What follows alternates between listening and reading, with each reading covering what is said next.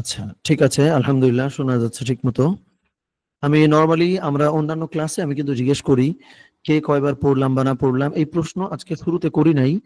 আমরা আজকে আমাদের লার্নিং সেশনটা পার হোক এন্ড দেন আমরা হচ্ছে জিজ্ঞেস করবো ইনশাল্লাহ আমরা যারা থাকবো। সো আমি স্ক্রিনটা অন করলাম।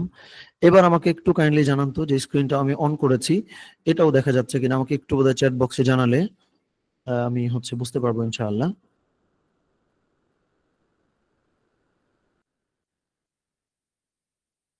আচ্ছা, আলহামদুলিল্লাহ দেখা যাচ্ছিল। আই হোপ দেখা যাবে আবারও, অসুবিধা নাই। তো আমরা লাস্ট উইক তো আমরা আসলে সকালবেলাটা সেশন করেছিলাম যে ব্যালেন্সিং দিন এন্ড দুনিয়া, যেটা সকালে হয়েছিল। আমাদের যারা দেশের বাইরে আমাদের যে ভাই বোন যারা থাকেন আমরা তাদেরকে কেন্দ্র করে মূলত পরিকল্পনা করেছিলাম। ফলে গত সপ্তাহের রাতে আমাদের সেশনটা হয়নি। তার আগের উইকে আমরা সূরা বাকারার ৯ নম্বর রুকু, অর্থাৎ সম্ভবত ৭২ নম্বর আয়াত থেকে ৮২ নম্বর আয়াত পর্যন্ত এই জায়গাটা নিয়ে আমরা আলহামদুলিল্লাহ পড়াশোনা করেছিলাম বা স্টাডি করেছিলাম।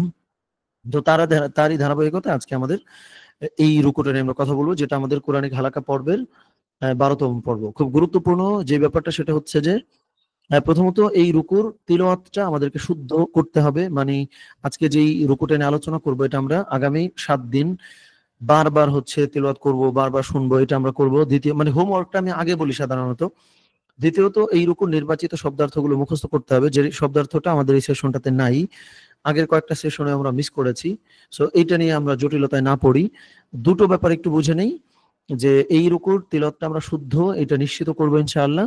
তৃতীয়ত এই রুকু নিয়ে পড়াশোনা করে একটা ৩ মিনিটের ছোট্ট বক্তব্য তৈরি করতে হবে আগামী শনিবারের মধ্যে, মানে আগামী রবিবারের মধ্যে, যেহেতু আমরা রবিবারের সেশনটা করছি। সো এই দ্বিতীয় অংশ নিয়ে এই মুহূর্তে আমরা স্টাডি করব। কেন করি? কারণ হচ্ছে যে নরমালি একটু আগেও যেটা বললাম, কোরআনকে আমরা যেইভাবে দেখি আসলে তো ব্যাপারটা তা না। কোরআনের অনেক গভীরে যাওয়ার আছে, কোরআনের নানান অ্যাঙ্গেল থেকে স্টাডি করা যায় কোরআন। ওই ব্যাপারটা মূলত সপ্তাহে একদিন আমরা বসে এটা কভার করার চেষ্টা করি। ঠিক আছে, আমরা আগাই তাহলে। সারমর্মটা আমরা পরেও দেখে নিতে পারবো, কোনো অসুবিধা নাই। এখানে আল্লাহ সুবহানাহু ওয়া তাআলা, বা আমি শুরুতে বোধহয় সারমর্মটা একবার একটু বলে যেতে পারি, যে এইখানে মূলত দেখেন আমরা সূরা বাকারার অনেকগুলো বিষয় এই পর্যন্ত কভার করেছি। মোটা দাগে যদি আমরা দেখি, আমরা হয়তো শিরকের কথা দেখেছি, আমরা তাওহীদের কথা দেখেছি, কোরআনের কথা দেখেছি, রিসালাতের কথা দেখেছি। সিগনিফিক্যান্টলি এই জায়গাটাতে মানে হচ্ছে ৮৩ থেকে ৮৬ নম্বর আয়াত অর্থাৎ ১০ নম্বর রুকুতে আল্লাহ সুবহানাহু ওয়া তাআলা একটু মুআশারাত নিয়ে আলোচনা করেছেন। মুআশারাত বলতে কি বোঝানো হয়? সমাজের মানুষের সঙ্গে আমি কিরকম মিশবো, আমি হচ্ছে কিরকম কথাবার্তা বলবো, এই ব্যাপারটা আল্লাহ সুবহানাহু ওয়া তাআলা একটু বেশি হাইলাইট করছেন এই জায়গাটাতে। তো এই ব্যাপারটা চলেন আমরা একটু দেখবো ইনশাআল্লাহ। আউযু বিল্লাহি মিনাশ শাইতানির রাজীম। বিসমিল্লাহির রহমানির রহিম। وَإِذْ أَخَذْنَا مِيثَاقَ بَنِي إِسْرَائِيلَ لَا تَعْبُدُونَ إِلَّا اللَّهَ। মানে আল্লাহ সুবহানাহু ওয়া তাআলা মনে করায় দিতেছেন, বা আল্লাহ সুবহানাহু ওয়া তাআলা স্মরণ করায় দিচ্ছেন যে একটু মনে করো যখন আমি তোমাদের কাছ থেকে ওয়াদা নিয়েছিলাম। ওয়াদাটা কি ছিল? যে তোমরা কেবলমাত্র আমার ইবাদত করবা, ওয়াবিল ওয়ালিদাইনি ইহসানা, এবং হচ্ছে তোমাদের পিতামাতার সঙ্গে তোমরা হচ্ছে ভালো আচরণ করবা, এবং হচ্ছে ওয়াদিল করবা, এবং হচ্ছে তোমাদের যেই নিকটস্থ যে মানুষগুলো থাকবে, আত্মীয় স্বজন থাকবে, এতিম মিসকিন থাকবে, তাদের সঙ্গে ভালো আচরণ করবা। এই ব্যাপারটা আল্লাহ সুবহানাহু ওয়া তাআলা আমাদেরকে এই জায়গাগুলো বলেছেন। দেখেন একটু আগে আমরা বলছিলাম যে আমরা হয়তো তাওহীদ নিয়ে আলোচনা করেছি, আমরা হয়তো শিরক নিয়ে আলোচনা করেছি।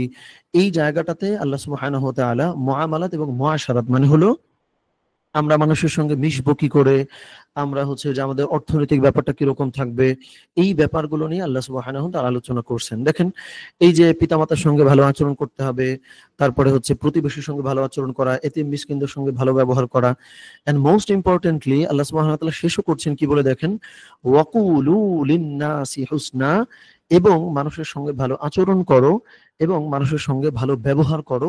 এই ব্যাপারটা আল্লাহ সুবহানাহু ওয়া তাআলা এখানে বলেছেন। এরপরে আল্লাহ সুবহানাহু ওয়া তাআলা বললেন যে ওয়া আকিমুস সালাতা ওয়া আতুজ যাকাত, এবং হচ্ছে তোমরা সালাত কায়েম করবা, যাকাত প্রদান করবা। এরপরে এই যে বিষয়গুলো মানে এই পর্যন্ত আমি যদি একটু হাইলাইট করে দেখাই, যেহেতু স্ক্রিন দেখা যাওয়ার কথা, এই জায়গাগুলো পর্যন্ত আল্লাহ সুবহানাহু ওয়া তাআলা বনী ইসরাঈলদের থেকে ওয়াদা নিয়েছিলেন। এরপরে আল্লাহ সুবহানাহু ওয়া তাআলা বলতেছেন যে সুম্মা তাওয়াল্লাইতুম ইল্লা কালিলা, এরপরে তোমাদের অল্প সংখ্যকই এটা মানছিলা, আর অধিকাংশ তোমরা মুআরিদুন মানে উপেক্ষা করছিলা, এই ব্যাপারটা তোমরা মেনে চলো নাই। এখন আসেন আমরা প্রত্যেকটা আয়াত থেকে কিন্তু দুটো ব্যাখ্যা মোটা দাগে দেখার চেষ্টা করি। একটা হলো ক্লাসিক তাফসির আর হচ্ছে আধুনিক তাফসির। তো ক্লাসিক তাফসিরের ব্যাপারটা তো মোটামুটি আমরা বুঝতে পারছি যে এখানে আল্লাহ সুবহানাহু ওয়া তাআলা পিতামাতার হক আদায় করবার কথা বলেছেন, প্রতিবেশীর সঙ্গে ভালো ব্যবহার করতে বলেছেন, শিরক বিরোধী আচরণ করতে বলেছেন, মানে কেবলমাত্র আমরা যেন আল্লাহ সুবহানাহু ওয়া তাআলার ইবাদত করি সেটা এনশিওর করতে বলেছেন। আধুনিক তাফসিরের এই ব্যাপারটা একটু লক্ষ্য করে দেখেন, অ্যাজ আ মুসলিম এটা বোধহয় আমি প্রচুর প্রোগ্রামে বলছি। খুব রিসেন্টলি একটা ইভেন্টে আমি গেছিলাম যেখানে প্যারেন্টিং নিয়ে একটা সেশন ছিল। তো ইভেন ওইখানেও আমি এই ব্যাপারটা বলছি যে নর্মালি মুসলিম বলতে যে পরিচয়টি আমরা মোটা দাগে মনে করি যে আমি নামাজ আদায় করব, আমি রোজা করব, আমি হজ করব, এইটাই বোধহয় হচ্ছে ইসলাম। এটা কিন্তু ইসলামের হাফ, মানে ইসলাম যে দুই ভাবে, একটা হচ্ছে হকুল্লাহ এবং হচ্ছে হকুল ইবাদ। হকুল্লাহ হলো আল্লাহর সঙ্গে সংশ্লিষ্ট ইবাদত। এখন কেউ একজন প্রচুর নফল ইবাদত করে, প্রতি বছর হজ করবার চেষ্টা করে, যাকাত প্রদান করে, এই পুরো ব্যাপারটা সে যে করতেছে এইটা কিন্তু তার মুসলিমের পরিচয়ের হাফ।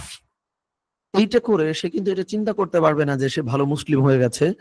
আবার একজন মানুষ এই ফরজ ইবাদত গুলো করছে না, সে এই ইবাদত গুলো করছে, মানুষের সঙ্গে ভালো আচরণ করছে, সেও ইসলামের কিছু কিছু কিন্তু মানছে, এটা কিন্তু আপনি অস্বীকার করতে পারবেন না। সে মানুষের সাথে ভালো ব্যবহার করে, সে সমাজের জন্য কাজ করছে, কেউ কিন্তু ইসলামের কোনো না কোনো একটা পার্ট, ইসলামের কোনো না কোনো একটা ইবাদত করছে। এই জায়গাটা আমরা অনেক ক্ষেত্রে হয়তো মিস করি। যেমন দেখেন আমরা এই আয়াত থেকে, অর্থাৎ সূরা বাকারার 83 নম্বর যে আয়াত, এই আয়াত থেকে আমরা আধুনিক তাফসির যদি দেখি তাহলে কি দাঁড়ায়, যে আজকের দুনিয়ায় এই আয়াতকে সোশ্যাল সায়েন্স ও সাইকোলজির আলোকে পড়লে দেখা যায় মানুষের সুখী জীবন গড়ে ওঠে, ফ্যামিলি কেয়ার।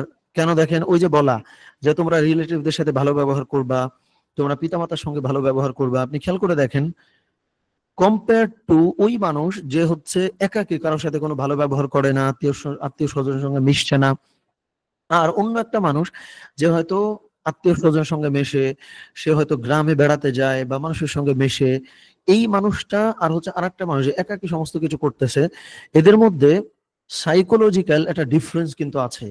বা তার যে আচার আচরণ, তার যে কথাবার্তা, তার যে চাল চলন, এখানে আপনি আসলেই একটা পার্থক্য দেখবেন। সে কিন্তু অনেক বেশি মানসিক দিক থেকে হ্যাপি থাকে বা খুশি থাকে। তো এই ব্যাপারটা যদি আমরা সোশ্যাল সায়েন্স বা সাইকোলজি এই জায়গা থেকে দেখি তাহলে তাই দাঁড়ায় যে আল্লাহ সুবহানাহু ওয়া তাআলা বলছেন বারবার যে পিতামাতার সঙ্গে ভালো আচরণ করবা, আত্মীয় স্বজনের সঙ্গে ভালো ব্যবহার করবা, ভালো মিশবা, তারপর সোশ্যাল ওয়েলফেয়ার মানে সমাজের কল্যাণের জন্য আপনি কাজ করবেন।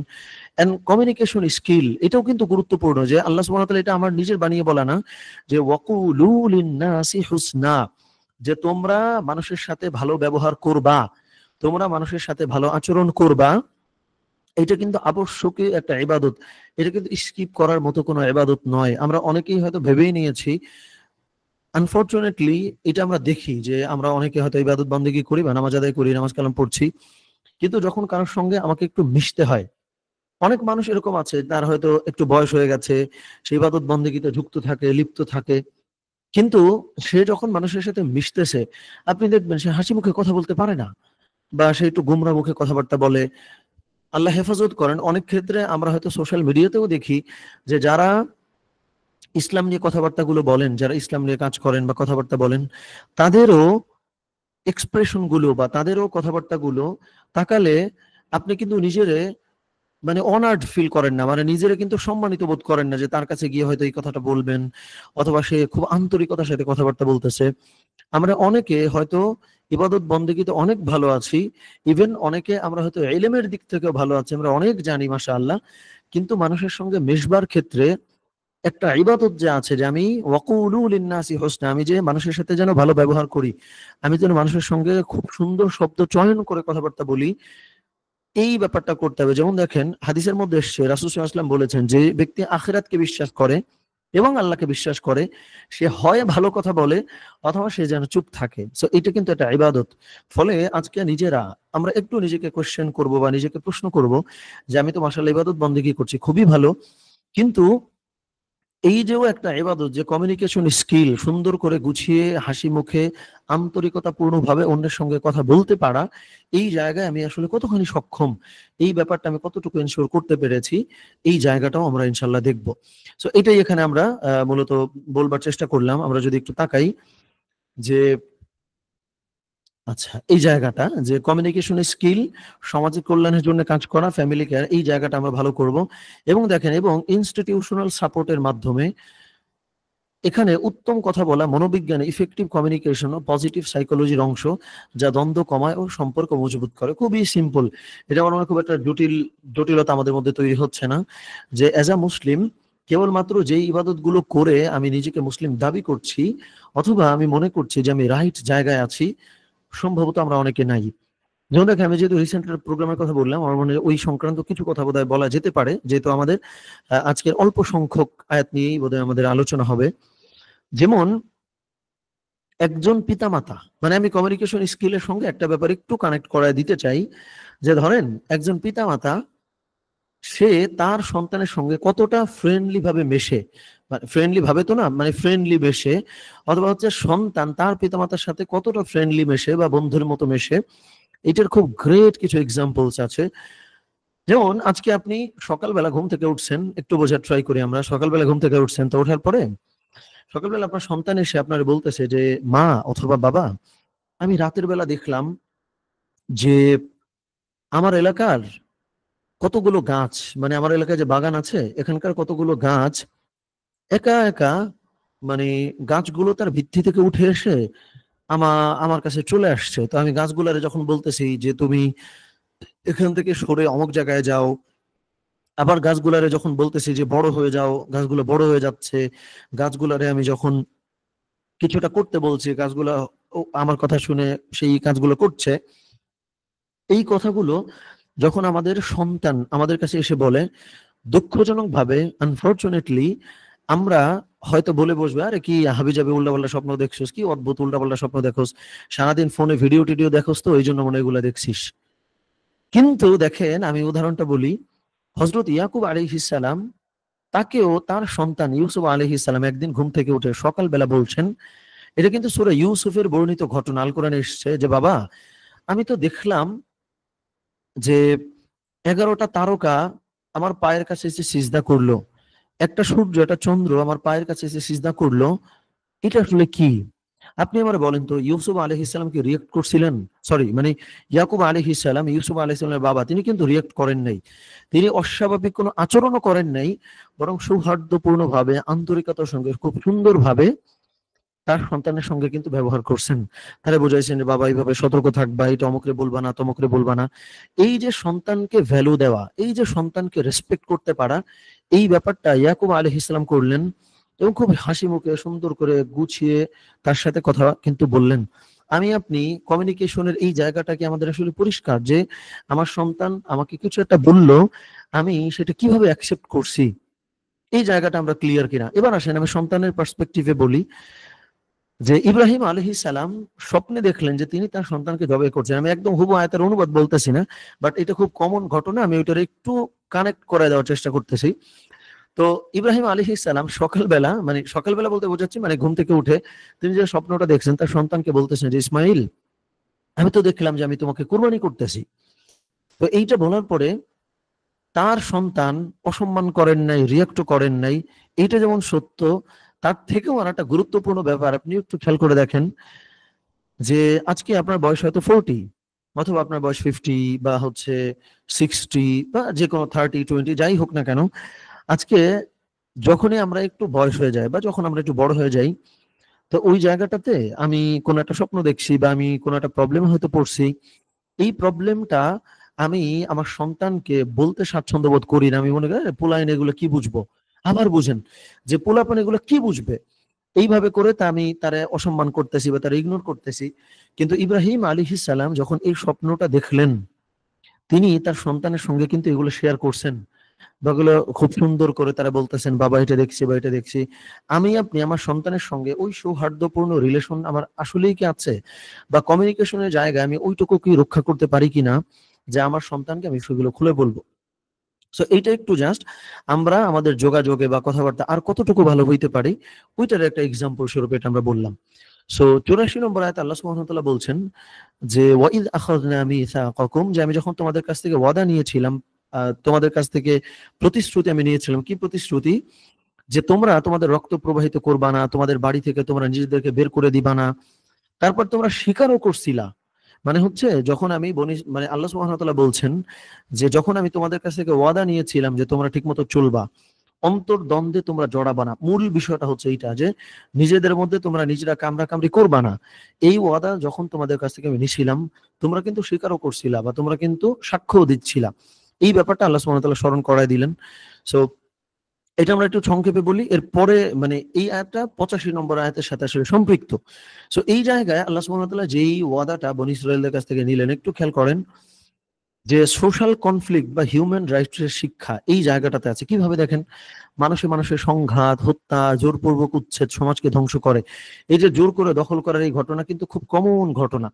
শহরে খুব ডিফারেন্ট ভাবে ঘটে, যে বড় কোনো জায়গা জমি কেউ হয়তো দখল করে নিছে, গ্রামেও কিন্তু ঘটে। যে মানে ওই যে মানে কোন কোন জায়গায় আইল বলে, মানে হচ্ছে একটা জমি আর একটা জমি দুইটার মাঝখানে একটা থাকে না, একটা রাস্তা মতো ছোট আইল বলে কোথাও, আমি বুঝাইতে পারলাম কিনা আসলে। সো ওই জায়গাটা কাটতে কাটতে ছোট করে যে আপনি নিয়ে ফেলতেছেন, ছোট একটা অংশ নিলেন, এটাও তো কাইন্ড অফ জোরপূর্বক দখল বা জোরপূর্বক আপনি উচ্ছেদ করতেছেন বা তারা সরাই দিচ্ছেন। অনেক সময় হয় না যে চাচারা মানে ভাতিজি বা হচ্ছে অনেক ক্ষেত্রে ভাইয়েরা বোনদের জায়গা নষ্ট করে ফেলে বা খেয়ে ফেলে। এই ব্যাপারটা কিন্তু এখানে আছে। এবং আরেকটা গুরুত্বপূর্ণ ব্যাপার, একটু আগে যেটা বললাম, সিভিল ওয়ার বা গৃহযুদ্ধ, এটাই এখানকার মূল কনসেপ্ট আসলে। যে আল্লাহ সুবহানাহু ওয়া তাআলা এখানে বলতেছেন যে তোমরা নিজেদের মধ্যে কামড়াকামড়ি করবা না। এটা হচ্ছে মূল বিষয়, যে তোমরা নিজেদের মধ্যে ভুলেও কামড়াকামড়ি করতে পারবা না। এখন দেখেন খুব দুঃখজনক একটা ব্যাপার, আল্লাহ সুবহানাহু ওয়া তাআলা আমাদেরকে হেফাজত করেন। আজকে আমরা যারা ফেসবুক চালাই বা সোশ্যাল মিডিয়াতে টুকটাক অ্যাক্টিভ থাকি, আমরা কিন্তু লক্ষ্য করি যে ইসলামিক মতাদর্শী কেউ একজন হয়তো কোনো একটা কথা বলছে, এই কথাটারে তো আপনি দুই ভাবে নিতে পারেন। আমি কিন্তু বলি না যে আপনি কোন ভাবে নিবেন, আমি জাস্ট অ্যাঙ্গেল গুলা বোঝাই দিব। আমরা কিন্তু সেশন গুলাতে আসলে এই কাজটাই করি, যে আমাদের এই ক্লাসগুলাতে যে আমি অ্যাঙ্গেল গুলো একটু ধরায় দিতে চাই, এরপরে নিজেরা নিজেদের মতো করে যেন ডিসিশনটা নিতে পারি। কিভাবে দেখেন, আজকে আমি ইসলামের জন্য একটা কাজ করবার চেষ্টা করছি, ওকে? এখন আপনি যেইটাকে বিশ্বাস করেন বা আপনি যেইভাবে মেনে চলতে পছন্দ করেন, আমি সেইভাবে করতে চাই না। মানে আমার কাছে আমার যে গবেষণা, আমার এই গবেষণায় মনে হইছে যে এইভাবে যদি কাজটা করা হয় তাইলে বোধহয় ইসলামের ক্ষতি হবে বেশি, উপকার হবে কম। মানে এটা আমি গবেষণা করে বাইর করছি।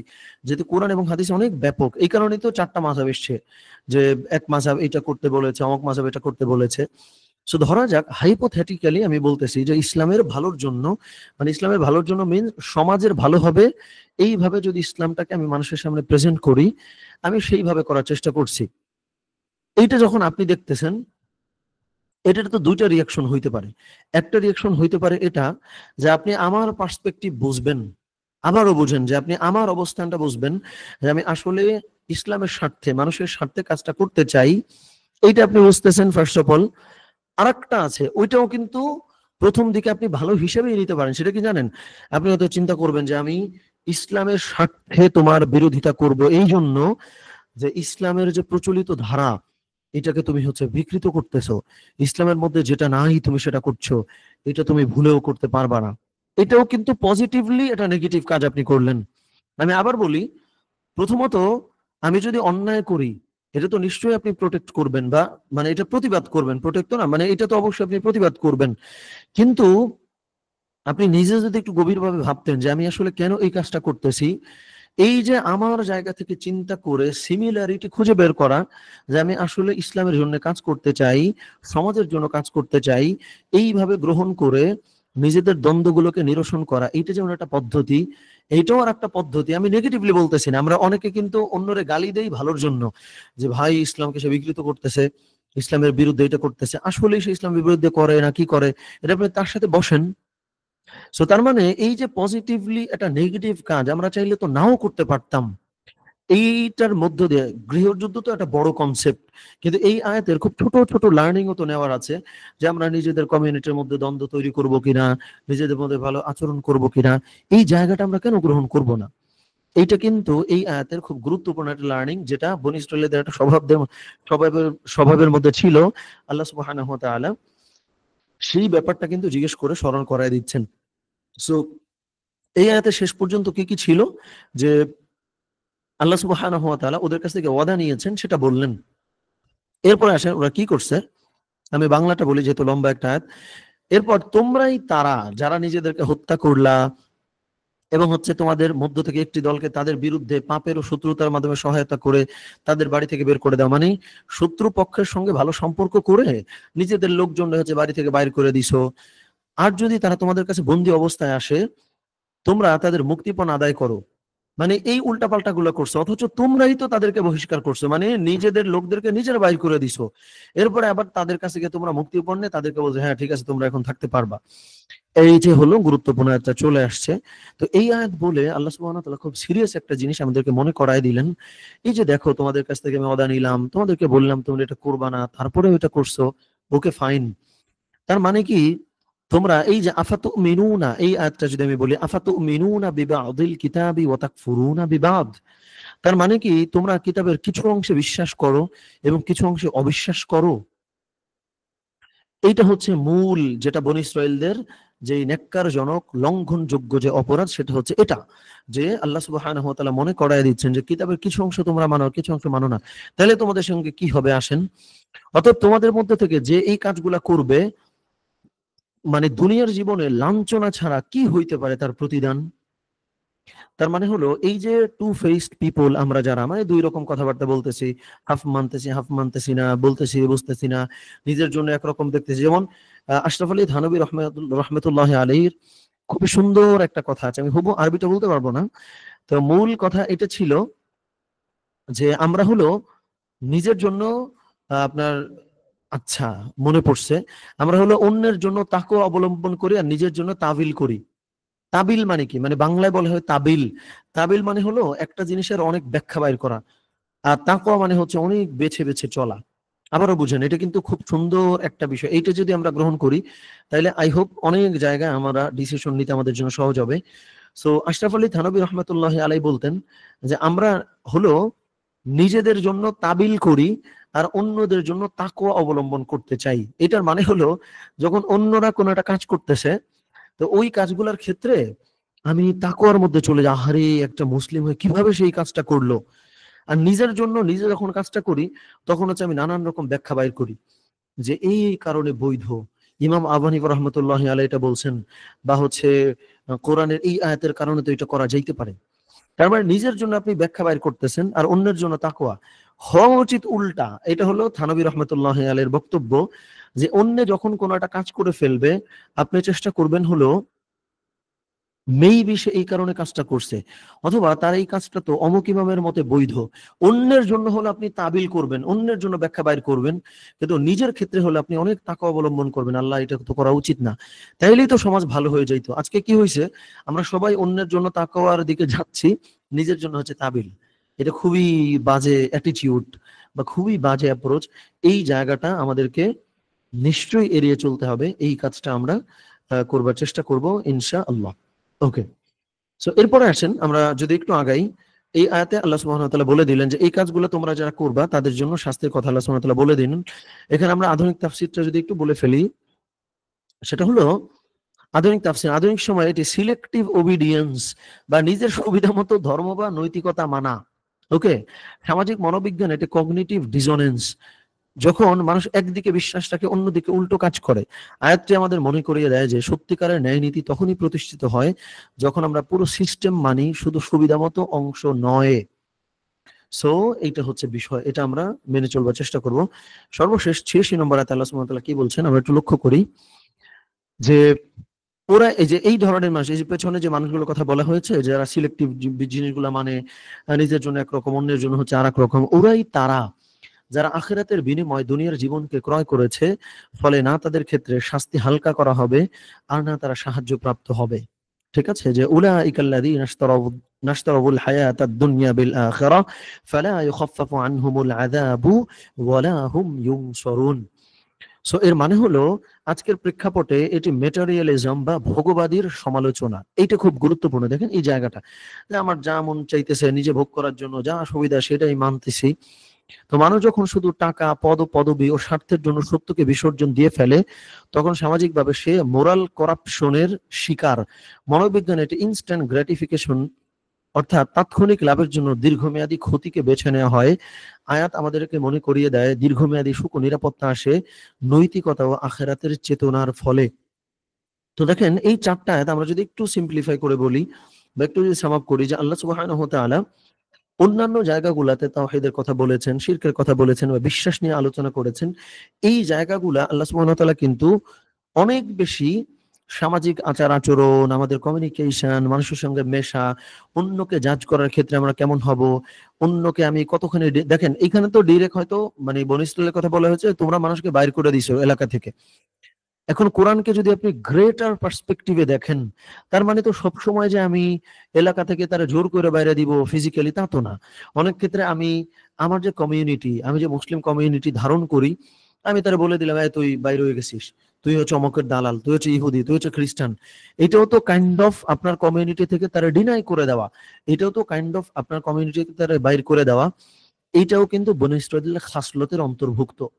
সো মূলত এই জায়গাগুলোতে মানে আজকের সেশনে আমরা যে আলোচনাগুলো করেছি বা যেই বিষয়গুলো আমরা বললাম, আমি যদি একটু সাম আপ করি, যে সূরা বাকারার 10 নম্বর রুকু মানে আমাদের 12তম হালাকা আল কোরআনের 83 থেকে 86 নম্বর আয়াত পর্যন্ত, এখানে খুব গুরুত্বের সঙ্গে আল্লাহ সুবহানাহু ওয়া তাআলা যেই ব্যাপারগুলো হাইলাইট করলেন, সেটা হলো একজন সামাজিক মানুষ হিসেবে, অর্থাৎ যেটাকে আমরা হক্কুল ইবাদ বলতে পারি, এই জায়গাটাতে আমরা কতটা ভালো হব, এই জায়গাটাতে আমরা নিজেদেরকে কতটা চেঞ্জ করব, এই ব্যাপারটা আল্লাহ সুবহানাহু ওয়া তাআলা এখানে হাইলাইট করছেন।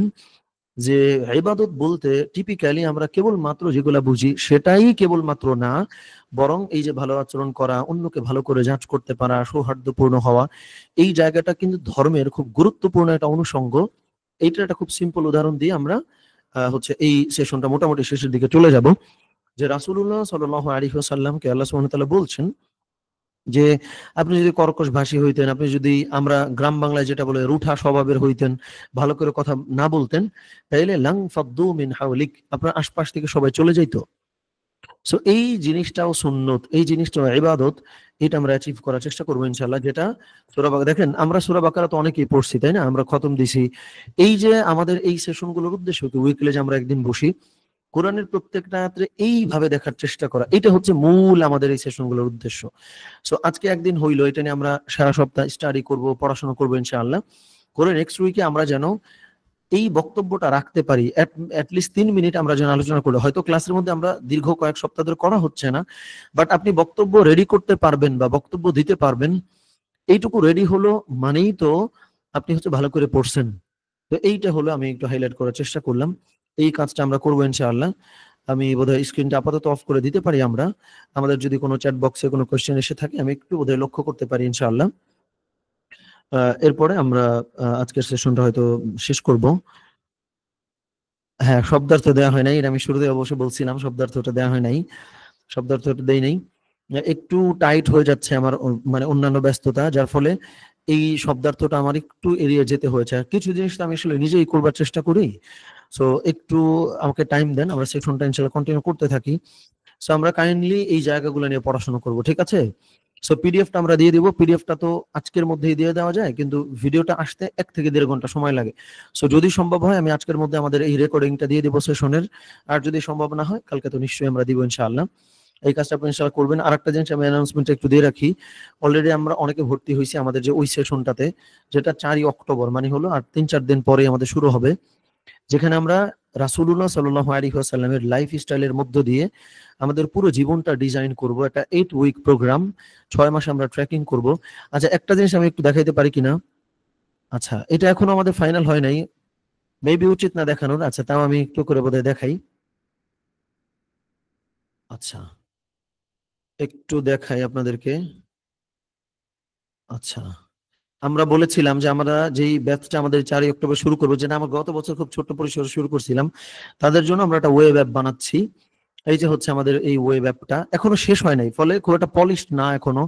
এখানে আমাদের গ্রোথ স্কোর থাকবে, ডেইলি আমাদের গ্রোথ হচ্ছে কিনা সেটা আমরা করতে পারবো, যেটা করে আমরা এখানে যে আমরা ডেটা ডাউনলোড করতে পারবো। ডাউনলোড করে আমরা গ্রুপে জমা দিব। জমা দেওয়ার পরে আমাদের কার কোথায় গলদ হচ্ছে, কার কোথায় প্রবলেম হচ্ছে, এই জায়গাগুলো আমরা দেখে দেখে সলভ করব। এটা আমরা 6 মাস ট্র্যাক করবো ইনশাআল্লাহ। এবং হচ্ছে যে 2 মাস ব্যাপী লাইভ প্রোগ্রাম চলবে, আর রেকর্ডিংও পাবেন সবে। এটা তো মোটামুটি বলা হয়েছে, সেটা আমার মনে হয় অতিরঞ্জন হয়ে যাবে আবার বলাটা। সো আমরা অনেকে আলহামদুলিল্লাহ এনরোল করছি। আরো যদি কেউ হইতে চাই, আমাদের এটা বোধহয় দেয়া আছে আমাদের এই মানে আমাদের যে সার্কেল যে গ্রুপটা এখানেও দেয়া আছে। আর তারপরে কেউ যদি আগ্রহী হই, আমরা যেই হোয়াটসঅ্যাপে লিঙ্কটা পাইছি ওই হোয়াটসঅ্যাপে জিজ্ঞেস করলেও আমি বা আমাদের কেউ আমাদেরকে এটা আরো ডিটেলস বা আরো লিঙ্ক দিয়ে দিবে ইনশাআল্লাহ। সো কেউ যদি চাই আমরা ভর্তি হইতে পারি। এবং একটা জিনিস আমি বলে দেই যে গত বছর আমরা আহ, ছোট পরিসরে আরম্ভ করেছিলাম, আলহামদুলিল্লাহ আমাদের হয়েছিল, ওটা আমাদের আরম্ভ ছিল। ওইটাকে গত 1 বছর ধরে আমরা আরো নানান ভাবে ট্রাই করেছি, আরো কি করে ভালো করে ভ্যালুয়েট করা যায় সেটা থেকে এই বছর অ্যাড করলাম। আমার পরিকল্পনা হলো মেবি 6 মাসে হবে না, হয়তো 1 বছরেই এই সেশনটা আমরা যেটা কমপ্লিট করব তারা সহ আরো যারা হয়তো আগামী 1 বছর পরে আমরা আরো বড় কোনো পরিসরে হয়তো প্রোগ্রাম করতে পারি। অ্যানাউন্সমেন্ট আমি দিয়ে রাখতেও পারি চাইলে, যে এইটাতে কেউ পার্টিসিপেট না করলে ওইটাতে যদি চাই করতে পারি। উমরা কেন্দ্রিক আমরা একটা রিট্রিট প্রোগ্রাম করবো ইনশাআল্লাহ, যে রাসূলুল্লাহ সাল্লাল্লাহু আলাইহি ওয়াসাল্লামের যে কমপ্লিট লাইফ স্টাইল, এটা অনেক বড় হবে জিনিসটা ইনশাআল্লাহ। অল্প মানুষ হোক, মানে 20 জন হইলেও চলবে। যে ধরেন রাসূল সাল্লাল্লাহু আলাইহি ওয়াসাল্লামের যে লাইফ স্টাইল, এটা আমরা ধরেন গুগল মিটে শিখতেছি, অফলাইনে অনেক সময় শিখতেছি। এই ব্যাপারটা আমরা ডিরেক্ট উমরায় চলে যাব, বিভিন্ন মানে স্পটে বা বিভিন্ন ফিল্ডে গিয়ে গিয়ে আমরা ধরেন যেখানে অ্যাক্সেসেবল, সব জায়গাতে আসলে যাওয়া যায় না, ওই ওই জায়গাগুলো যায় আমরা এই প্রফেটিক লাইফ স্টাইলের ফান্ডামেন্টাল গুলা শিখবো। সো একটা উমরা করলেও তো সেটার পেছনে ব্যাপক খরচ, তাই না? সো উমরাটাও এটার সঙ্গে সম্পৃক্ত, যেন আমরা একদম ওই ভ্যালুটা যেটা আমাদের জন্য যেন লাইফ চেঞ্জিং হয় ইনশাআল্লাহ। এটা হয়তো আমরা 1 বছর পরে বা 6 মাস পরে করব, এটা আমাদের পরিকল্পনায় আছে। সো একটু দোয়া করবেন আল্লাহ সুবহানাহু ওয়া তাআলা আমাদেরকে কবুল করেন, কারণ অনেক কিছু আসলে ওইটা করার জন্য অনেক কিছু করার দরকার আছে। ওই জায়গাটা আল্লাহ সুবহানাহু ওয়া তাআলা আমাদেরকে যাওয়ার তৌফিক দান করেন। এই জায়গাগুলোতে আসলে সময়, টাকা, এফোর্ট অনেক কিছু আসলে জড়িত। তো অনেক সময় হয় কি আমরা হয়তো সময় দিতে পারছি, ফান্ডের অভাবে পেরে উঠি না, বা কখনো হয়তো অনেকের ফান্ড আছে তারা হয়তো এই কাজগুলো করছে না। সো একটু আমাদের জন্য সকলে দোয়া করবেন, খাস করে আমরা যেন কোনো কিছুর বাধার শিকার না হই। আল্লাহ সুবহানাহু ওয়া তাআলা যেন আমাদের এই জিনিসগুলো সহজ করে দেন। তো এটা একটু বলে ফেললাম, এটা আসলে ভাবছিলাম আরো পরে বলবো। সো এক্সাইটেড হয়ে জানাইও দিলাম। আল্লাহ সুবহানাহু ওয়া তাআলা আমাদেরকে কবুল করেন। এখন ওইটা স্মুথলি করার জন্য এখন আমাদের স্মুথলি অনেক কিছু করা দরকার। সো এখনকার স্মুথনেস আল্লাহ সুবহানাহু ওয়া তাআলা আমাদেরকে যেন দান করেন, এর জন্য খাস করে দোয়া করবেন। আর আজকে সেশনের আমি রেকর্ডিংটা দিয়ে দিব না ইনশাআল্লাহ, পিডিএফটাও দিয়ে দিব না। আমরা একটু কাইন্ডলি কোরআনের সঙ্গে থাকার চেষ্টা করি। আসলেই তো দেখেন, সত্যিকার অর্থে দুনিয়ার জীবন তো অনেক ছোট। মানে প্রকৃত অর্থে আমরা কিন্তু মানে দুনিয়ার জীবনটা আমাদের আসল না। এইখানে আমরা ভালো করে পারফর্ম করব, আখেরাতে যেন ভালো করে চলতে পারি সেই জন্য, তাই না? এখন এমন হয়ে গেছে আমাদের অবস্থা, এটারে একদম সিরিয়াসলি আমরা নেই না, বা আবার সিরিয়াসলি নিতে গেলে অন্যান্য কিছু হয়তো আমাদের অনেক সময় ঠিক থাকে না। কিন্তু এই ব্যালেন্সটা প্রপারলি যেন হয়, যেটা আমি বলি যে আমাদের দুনিয়ার জীবন এত সুন্দর হবে, এত সুন্দর হবে, যেটার পরিণতি বা যেটার কনসিকুয়েন্স হলো সুন্দর একটা আখেরাতের জীবন। তো ওই তৌফিক আল্লাহ সুবহানাহু ওয়া তাআলা আমাদেরকে যেন দান করেন, সেই চেষ্টাটা আমরা ইনশাআল্লাহ করব। তো ঠিক আছে, আজকে বোধহয় এই পর্যন্ত থাকুক। এর বাইরেও যদি কোনো কোয়েশ্চেন বা যদি কোনো কথাবার্তা থাকে আমাদেরকে হোয়াটসঅ্যাপে বলিয়েন। আল্লাহ সুবহানাহু ওয়া তাআলা আমাদের সকলকে আজকে আমরা যেইভাবে আলোচনাটা করলাম, এইভাবে করে সারা সপ্তাহ জুড়ে কোরআন নিয়ে আমাদেরকে আলোচনা করবার, আমাদেরকে আরো পড়াশোনা করবার, এবং আমাদের যে পারপাস, আমাদের যে উদ্দেশ্য, এটা তো আলহামদুলিল্লাহ আমরা পরিষ্কার করি অনেকবার। এই জায়গাটা আমাদের প্রত্যেকের পারপাস যেন হয়, এবং আমাদের দুনিয়ার জীবনটা যেন ওইরকম সমৃদ্ধ হয়, যেটার পরিণতি একটা খুব সুন্দর আখেরাতের জীবন। এমন না হোক দুনিয়ার জীবন আমরা ত্যাগ করে ফেলবো, এমন না হোক দুনিয়ার জীবন এমন ভাবে আমাদেরকে ছেয়ে ফেলবে, আখেরাত নাই। সো তাহলে স্ট্র্যাটেজি কেমন হবে? দুনিয়ার জীবন এত সমৃদ্ধ হবে, এত ভালো হবে, যেইটার পরিণতি হলো সুন্দর আখেরাতের জীবন। তাহলে আপনি বুঝে নেন তাহলে কিভাবে আমাদেরকে লাইফটা লিড করতে হবে। আল্লাহ সুবহানাহু ওয়া তাআলা আমাদের সকলকে তৌফিক দান করেন। আমিন। আসসালামু আলাইকুম ওয়া রাহমাতুল্লাহি ওয়া বারাকাতুহু।